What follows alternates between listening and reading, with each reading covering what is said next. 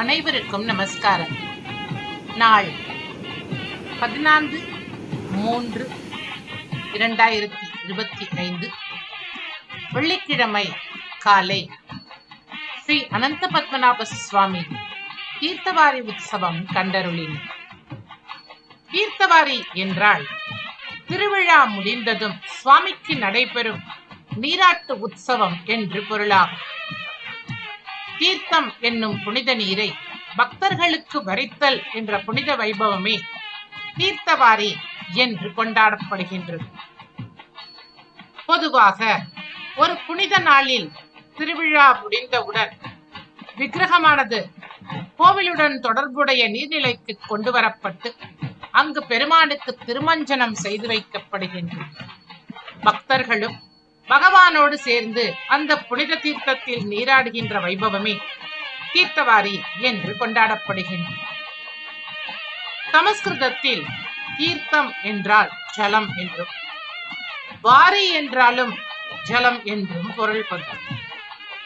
தீர்த்தம் வாரி என்பது ஜலத்துடன் ஜலம் சேர்கின்றது என்ற பொருளை தந்தாலும் உண்மையில் தீர்த்தம் என்பது இந்த இடத்தில் தீர்த்தன், அதாவது புனிதமாக்குபவன் அப்படின்னு சொல்லப்படுகின்ற இறைவனுடைய நாமத்தை குறிக்கிறது. தீர்த்தன் உலகளந்த சேவடி மேல் பூந்தாமம் சேர்த்தி அவையே சிவன்முடி மேல் தான் கண்டு பார்த்தன் தெளிந்தொழிந்த பைந்துழாயான் பெருமை பேத்தும் ஒருவரால் பேசக் கிடந்ததே என்று தீர்த்தன் பரம பவித்திரனாகிய இறைவன் அப்படின்னு பெருமாளை கொண்டாடுகின்றார் நம்மாழ்வார். பெருவிழாக்கள் யாவுமே நீரோடு தொடர்புடையவையாகும். கலசங்களில் புனித நீரை சேகரித்து எடுத்து வரும் தீர்த்த சங்கிரமணம் என்னும் நிகழ்வுடன் தொடங்கி தீர்த்தவாரி என்பதோடு அந்த திருவிழாவானது முடிவடைகின்றது. விழாவின் முக்கிய நிகழ்வே இறுதி நாளில் நடைபெறும் தீர்த்தவாரி ஆகும். தீர்த்தம் என்பது புனிதனாகிய இறைவனால் வாரி என்கின்ற நீரானது தூய்மைப்படுத்தப்படுகின்ற அந்த விழாவே தீர்த்தவாரி உற்சவம் என்ற பெயரால் கொண்டாடப்படுகின்றது. விழாவின் முடிவில் இறைவன் நீரில் மூழ்கி அதை தூய்மைப்படுத்தி தன்மயமாக்கும் வேளையில் மக்களும் அந்த தீர்த்தத்தில் நீராடி தூய்மை பெறுதலே தீர்த்தவாரி உற்சவமாக ஆகும். சிவாலயங்களில் திருவிழாக்களின் இறுதி நாளான 10ஆம் நாள் காலையில் தீர்த்தவாரியானது மிகவும் சிறப்புடன் நடைபெறுகின்றது. காலையில் முதலில் நடராஜ பெருமாள் சிவகாமி அம்மையுடன் தீர்த்தக்கரைக்கு எழுந்தருளி தீர்த்தம் அளிப்பார்.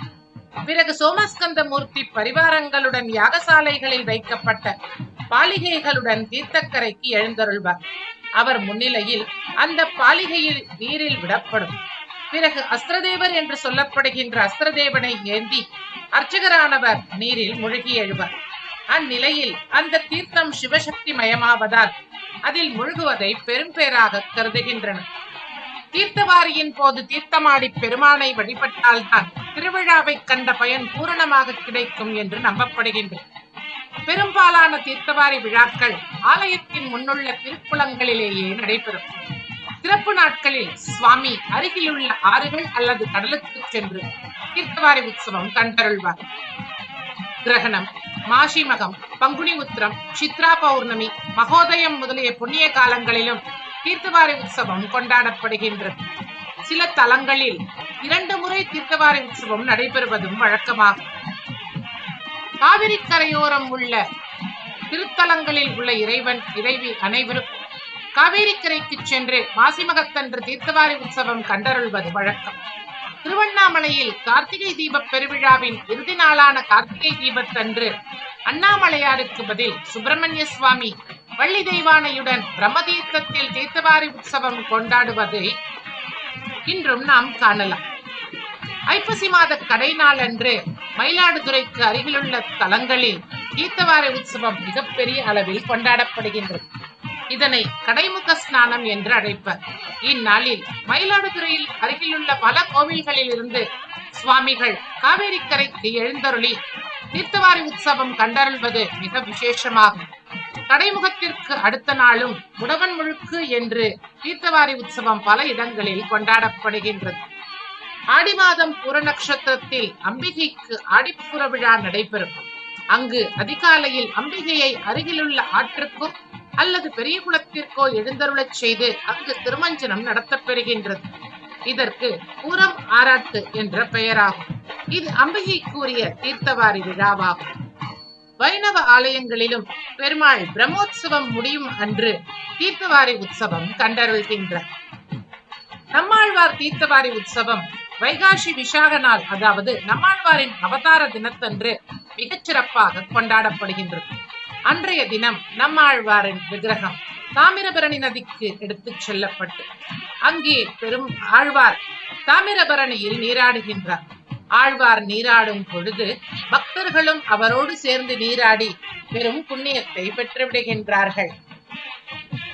நீர் எப்படி நம் உடலில் உள்ள அழுக்கை நீக்கி நமக்கு புறத்தூர்மை உண்டாக்குகின்றதோ, அதே போல் இறைவனால் அருளப்பட்டதாகிய புனித தீர்த்தங்களானது நமக்கு அகத்தூய்மையையும் உண்டாக்கி விடுகின்றது.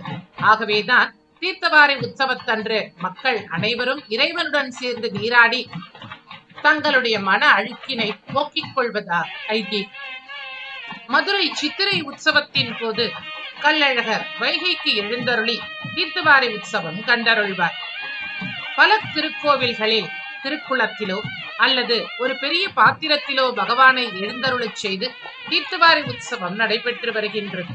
இப்படிப்பட்ட அருமையான தீர்த்தவாரி உற்சவத்தில் நம்முடைய அனந்த பத்மநாப சுவாமியும் மாசிமக பிரம்மோற்சவத்தின் கடைசி நாளான அன்று காலையில் தீர்த்தவாரி உற்சவம் கண்டருளினார். கோவிலினுள்ளேயே ஒரு அழகான பெரிய தொட்டியில் பகவான் நீராட்டம் கண்டருள்கின்றார். அப்படிப்பட்ட அழகான தீர்த்தவாரி உற்சவத்தை தான் நாம் இப்போது கண்டு ரசித்துக் கொண்டிருக்கின்றோம். அனந்த பத்மநாப சுவாமியின் காஞ்சி மகா மணிமண்டபத்தில் அழகானது ஒரு தொட்டியில் மந்திர உச்சாரணம் செய்து கலசங்களில் சேமிக்கப்பட்ட நீரானது சேர்க்கப்படுகின்றது. வைணவ ஆலயங்களில் எம்பெருமானின் திருமஞ்சனத்தின் போது தீர்த்தவாரி உற்சவத்தில் சக்கரத்தாழ்வாரை திருமஞ்சனம் கண்டருள்வார். அப்படி சக்கரத்தாழ்வார் திருமஞ்சனம் கண்டி இந்த தீர்த்தத்தில் நீராடி நமக்கெல்லாம் அந்த தீர்த்தத்தை தெளிக்கும் பொழுது நம்முடைய மனதில் உள்ள அனைத்து குற்றங்களும் நீங்கி நாமும் பரிசுத்தமாகின்றோம்.